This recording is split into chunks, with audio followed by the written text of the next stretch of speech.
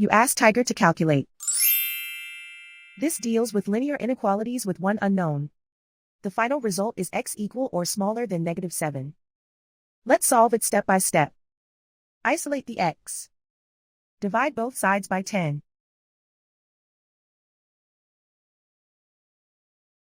Simplify the fraction.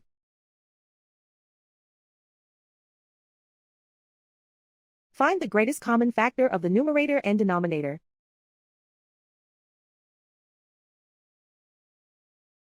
Factor out and cancel the greatest common factor.